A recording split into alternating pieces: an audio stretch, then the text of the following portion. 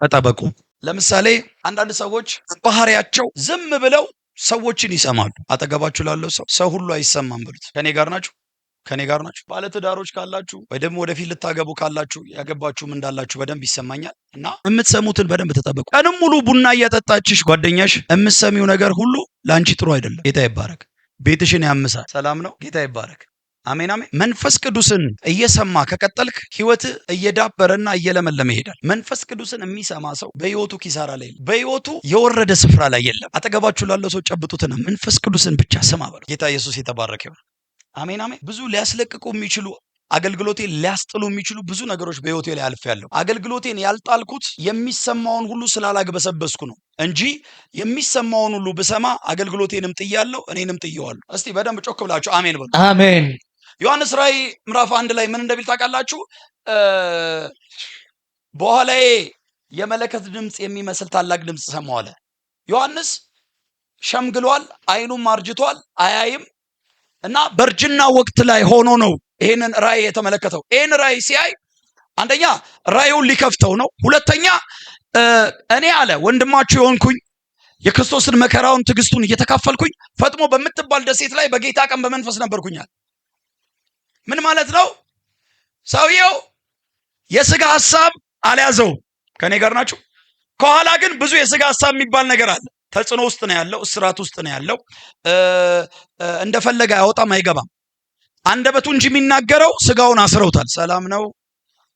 በእንደዚህ አይነት ሁኔታ ውስጥ ሆኖ ግን እንደዚህ ብሎ አለ፣ እኔ አለ ወንድማችሁ ነኝ አለ በክርስቶስ ኢየሱስ የክርስቶስን ትዕግስቱን መከራውን እየተካፈልኩኝ ስለ ክርስቶስ ዋጋ እየከፈልኩ ስለ ወንጌል ዋጋ እየከፈልኩኝ በዚህ ሁኔታ ውስጥ ሆኜ ግን አለ ሃሌሉያ የኔ ዋጋ መክፈል አልታየኝም አለ። የኔ ማንነት አልታየኝም አለ። ሃሌሉያ እስራት አልታየኝም አለ። እና ምንድነው እየታየ ያለው ሲባል በመንፈስ ነኝ። ከዛስ ድምጽ የሚመስል የመለከት ድምጽ የሚመስል ሰማሁ አለ። ክብር ለእግዚአብሔር። መጽሐፍ ቅዱስ ምን እንደሚል ታውቃላችሁ? በስጋ ማንም እግዚአብሔርን ደስ ሊያሰኝ ጌታ ይባረክ። በስጋ መሆን ማለት የእግዚአብሔርን ሐሳብ ኢግኖር ማድረግ ማለት ነው። የእግዚአብሔርን ሐሳብ ኢግኖር ማድረግ በስጋ ስትሆን ብቻ ነው። የእግዚአብሔርን ሐሳብ ደግሞ አክሰፕት የምታደርገው በመንፈስ ስትሆን ብቻ ነው። እግዚአብሔር ደግሞ እንድትሰማው ይፈልጋል። አሜን አሜን አሜን። የሚሰማ አምላክ ነው ያለን። ለዚህ ነው ጌታ ኢየሱስ ክርስቶስን መሰከሩለት። ምን ብሎ መሰከሩለት? የምወደው ልጄ አለ አብ እርሱ ነውና እርሱን ምን በሉት ስሙት። ብራዘር የሚሰማ አምላክ አለ። እስኪ አንድ ሰው ጮህ በደንብ አሜን ይበለኝ። እጠነብ ያለው እስቲ በደንብ ጮክ ብላችሁ አሜን በሉ። ሃሌሉያ አሜን። የሚሰማ አምላክ አለ። አሜን አሜን። አዎ በፍጹም በህይወታችን ላይ ሚስ ማድረግ የሌለብን ጉዳይ ምንድነው ታውቃላችሁ? የእግዚአብሔርን ድምጽ መስማት። ጌታ ይባረክ። አንዳንዶቹ የእግዚአብሔርን ድምጽ ከመስማት አልፈው ለምደውታል እና ሴንስ ያደርጉታል። እኔ አሁን ለምን መጣችሁ ብያችሁ ብጠይቃችሁ ለምን ልዩ ልዩ ጥያቄዎች አላችሁ። ጌታ ይባረክ።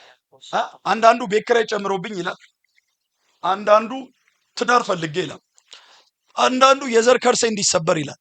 ከፈለገ አንዳንዶቹ የአሜሪካ ቪዛ ፈልጌ ይላል። ብቻ ልዩ ልዩ ነገር አላችሁ። ይሄን ሁሉ ባይተስተናገድም አንድ ድምጽ ግን ትሰማለህ። እሱም የሚያሳርፍ ድምጽ፣ ተስፋ የሚሰጥ ድምጽ፣ ነገ ወደ ተሻለ ስፍራ የሚያስገባ ድምጽ። ጮክ ብላችሁ በደንብ አሜን ስትሉ ይሆናል። አሜን። እስኪ አጨብጭቡ ለጌታ ክብር። አንዳንዶቹ ከመስማት ያለፈ ነገር ውስጥ ይገባሉ። ልክ እንደ ኢዮብ ከመስማት ያለፈ እልፍ ይላሉ። ለዚህ እኮ ነው ምን ብሎ ተናገረ? መስማትንስ አለ በጆሮዬ ሰምቼ ነበር፣ ሰማሁኝ አለ። አንዳንድ ሰው መስማት ብቻ ሳይሆን ህይወቱ ላይ ማሰብ ያለበት የሰማ ሰው አይከስርም። there is something happen ህይወቱ ላይ የሆነ ነገር እንደሚጨበጥ ያውቃል። ማመን አለብህ። ክብር ለእግዚአብሔር ይሁን። እስቲ በደንብ አሜን በሉ። ለዚህ ነው መጽሐፍ ሲናገር እምነት ይላል ከመስማት መስማትም ከእግዚአብሔር መስማት እና አገልግሎት የአገር ውስጡን አገልግሎት ጨርሰ ወደ ውጭው ዓለም ትሄዳለህ ሲለኝ እግዚአብሔር ለኔ በጣም በጣም እንደ ብርቅ ነው ያየሁት። የት ነው የምትወስደኝ? ድሮ ምድረ በዳ ላይ ሆኜ ዓለምን ትዞራለህ ይለኝ ነበር። ዓለም እኔ ላይ እየዞረ ነበር። ከኔ ጋር ናችሁ? ክብር ለእግዚአብሔር ይሁን። አንኤክስፔክትድ የሆነ ህይወታችሁ ላይ ሊመጣ ይችላል ድምጽ። አሜሪካ ትሄዳለህ ሲል 10 ዓመት ልትታሽ ትችላለህ። 10 ዓመት እንድታለቅስ አይደለም። ወደፊት 10 ዓመት አራዝሞ ዛሬ የሚነገርህ 10 ዓመት እንድታለቅስ ሳይሆን 10 ዓመት እንድትዘጋጅ ነው። የ10 ዓመቱን በ10 ቀን ማስተካከል አቅቶት አይደለም እግዚአብሔር 10 ዓመት ያንተን ጥንካሬና ያንተን ላይፍ ለማስተካከል ፈልጎ ነው። ነገር ግን 10 ዓመት ሙሉ ካንተ ጋር የሚታገለው 10 ዓመት ሙሉ ትግል ውስጥ እንድትገባ የሚፈልገው እግዚአብሔር አንተን ሊሰራ ነው። ያልተሰራ ሰው ሰምቶ ቢሄድም እዛ አይሰራም፣ ይሰራበታል። ኢየሱስ ጌታ። እስቲ ክብር አምጡ ለጌታ። አሜን አሜን። ጌታ ኢየሱስ የተባረከው።